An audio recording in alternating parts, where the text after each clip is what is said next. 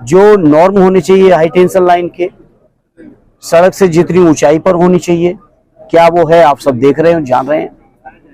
और फिर जिस तरीके का उस दिन तूफान आया, आंधी आई और झंडा जाके हाई टेंशन लाइन में लड़ा जाके, जो नौजवान झंडा गाड़ने लचा रहे थे, उन नौजवानों की आज हमारे आपके बीच नहीं है। तो कम से कम सरकार को इन परिवारों को जिम्मेदारी उठानी चाहिए और प्रत्येक मृतक परिवार को कम से कम 1 करोड़ रुपए का सहयोग देना चाहिए, जिससे कम से कम उनके बच्चे, उनके परिवार के जो बाकी लोग हैं, जो इनकी जिम्मेदारी उनके ऊपर थी, कम से कम वो लोग जीवन बेहतर जी सकें।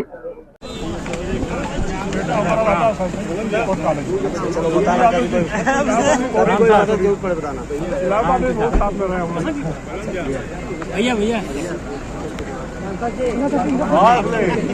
भैया भैया सर शुभम कहाँ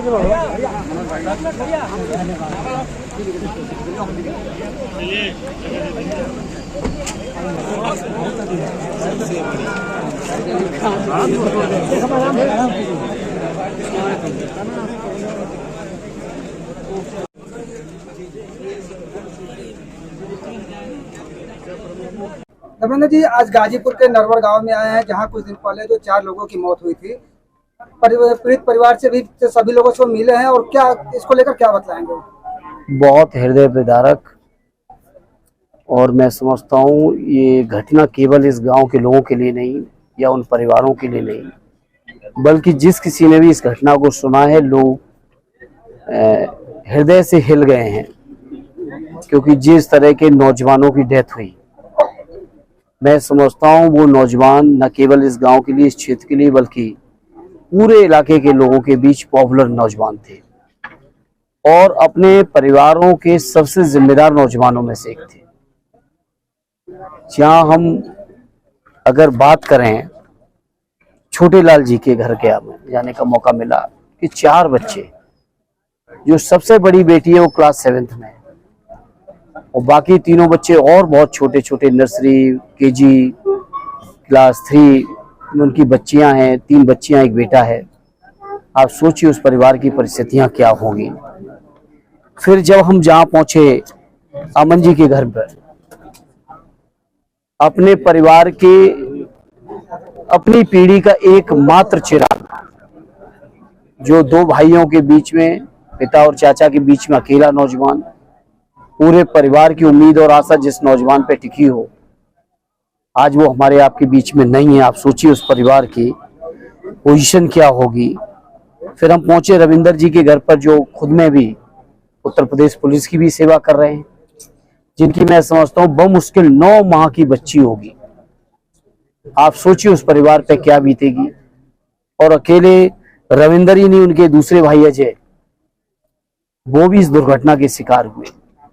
तो मैं समझता हूँ ये प्रकृति का प्रकोप ही था इस गांव के ऊपर, इन परिवारों के ऊपर, इस क्षेत्र के ऊपर, कि एक साथ गांव के 4 नौजवान, जो न केवल होनहार थे, बल्कि अपने गांव, अपने घर, अपने परिवार की उम्मीद का जो केंद्र थे, जिनके ऊपर जिम्मेदारी थी छोटे छोटे बच्चों को लालन पालन की, परिवार को आगे बढ़ाने की, चलाने की, आज वो हमारे आपके बीच में नहीं है।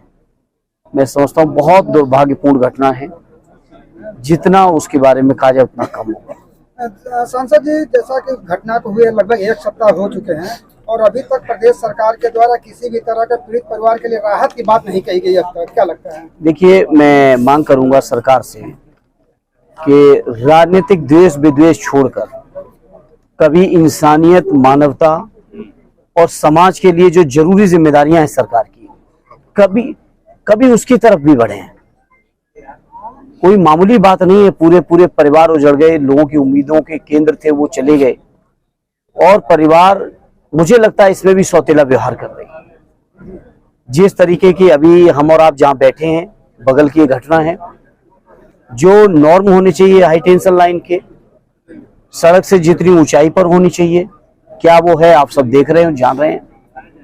और फिर जिस तरीके का उस दिन तूफान आया, आंधी आई और झंडा जाके हाई टेंशन लाइन में लड़ा जाके, जो नौजवान झंडा गाड़ने लचा रहे थे, उन नौजवानों की आज हमारे आपके बीच नहीं है। तो कम से कम सरकार को इन परिवारों को जिम्मेदारी उठानी चाहिए और प्रत्येक मृतक परिवार को कम से कम 1 करोड़ रुपए का सहयोग देना चाहिए, जिससे कम से कम उनके बच्चे, उनके परिवार के जो बाकी लोग हैं, जो इनकी जिम्मेदारी उनके ऊपर थी, कम से कम वो लोग जीवन बेहतर जी सकें। ये जिम्मेदारी सरकार की बनती है। ऐसे में क्या कारण लगता है कि अभी तक जो है इस तरह की कोई राहत की बात नहीं हो रही? अब ये तो सरकार में बैठे लोग बताएंगे, हम तो उनसे अनुरोध ही कर सकते हैं। राजनीति करने के बहुत सारे मौके आएंगे, कर लें, लेकिन कम से कम इस समय संवेदनाओं के साथ जो जिम्मेदारी बनती है उस जिम्मेदारी को निभाएं। नेताजी, अभी आप परिजनों से मिले हैं, परिजनों से किस तरह की बातें हुई है, क्या बातें हुई? अब आप समझ सकते हो इस माहौल में परिजन क्या है, किस माहौल में और किन परिस्थितियों में होंगे, किस तरह के होशो हवास में वो होंगे, किन परिस्थितियों में होंगे। ये बात तो मैं समझता हूँ हर संवेदनशील व्यक्ति ही समझ सकता है। इसलिए मैं कह सकता हूँ कि परिजन लोग इस समय बहुत जरूरत में हैं, परेशानी में हैं, उन्हें मनोबल की जरूरत है, उन्हें लोगों के समर्थन की जरूरत है, संबल की जरूरत है, और सरकार को जिम्मेदारी निभानी चाहिए इन सब चीजों की। समाज में तो लोग निभा ही रहे हैं, क्षेत्र के लोग निभा रहे हैं, लेकिन सरकार कोई जिम्मेदारी नहीं निभा रही है। हालत ये है कि जो नौजवान घायल हैं, जो जीवित हैं, उनके भी इलाज को नहीं करवा रही सरकार, घायलों का भी इलाज नहीं करा रही, मुआवजा के नाम पे कुछ भी नहीं दिया, जबकि ये प्राकृतिक आपदा है। प्राकृतिक आपदा है, और प्राकृतिक आपदा किस तरह से पूरे देश के अलग अलग इलाकों में आंधी आए, तूफान आए, जहाज भी जाके जमीनों से लड़ गए, उस दिन की ये घटना है। तो मैं समझता हूँ सरकार को जिम्मेदारी उठानी चाहिए, और सरकार जिम्मेदारी नहीं उठाती है तो ये उसकी मर्जी है, लेकिन हम लोग मांग कर सकते हैं और मांग करें। मैं समाजवादी पार्टी की ओर से अपने नेता आदरणीय अखिलेश यादव जी और अपने पूरे गाजीपुर के स्थानीय समाजवादी साथियों की तरफ से कह सकता हूं कि पूरी समाजवादी पार्टी इस परिवार के साथ, गांव के साथ, जिस भी हालत में है हम लोग साथ हैं। सांसद जी, अगर राजनीति की बात किया जाए तो आज जो है मायावती जी अपना सरकारी बंगला छोड़ रही हैं, आखिर इसके पीछे क्या कारण है? और क्या ये तो वही बता सकती है, इसमें हम कैसे बता सकते हैं वो क्यों छोड़ रही है, बात को मैं कैसे बता सकता हूँ।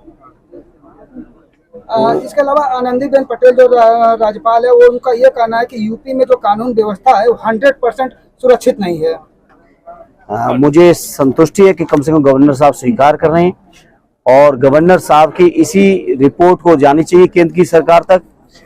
और जैसी पिछली सरकार में केंद्र सरकार बड़ा सख्त थी कानून व्यवस्था को लेकर उत्तर प्रदेश में, जब आदरणीय अखिलेश यादव जी थे, गवर्नर साहब की रिपोर्ट को बहुत संज्ञान लिया जाता था। मैं समझता हूँ इस सरकार को भी लेनी चाहिए, और इस बात को हमें आदरणीय अखिलेश यादव जी तो हर मौके पे कहे हैं कि कानून व्यवस्था ध्वस्त है, किसी तरह की कोई कानून व्यवस्था नहीं। सबसे ज्यादा कस्टोडियल डेथ अगर कहीं है तो आपके उत्तर प्रदेश के अंदर है, सबसे ज्यादा महिलाओं के ऊपर अपराध है तो उत्तर प्रदेश में है। इस बात को तो हमारे राष्ट्रीय अध्यक्ष जी लगातार कह रहे हैं। इसके अलावा अगर बात किया जाए तो मुख्यमंत्री सामूहिक विवाह योजना चली थी, जिसमें सिंदूरदान का बहुत महत्व होता था, लेकिन ऑपरेशन सिंदूर के बाद जो सरकार ने जो सिंदूरा देने का जो अनिवार्य कर दिया है, अपने तरफ से दान कर रही है, इसको क्या मतलब किस नजर? इन बातों पे नहीं जाता, मैं इन बातों पे नहीं जाता, और ये दिन ऐसा है नहीं है कि हम बहुत राजनीतिक बातें करें। हम पूरे इस नरवर गांव के लोगों के बीच में आए संवेदना देने। बाकी फिर किसी दिन मौके बुलाइएगा तो गाजीपुर में बैठ के सब बातें होंगी। धन्यवाद।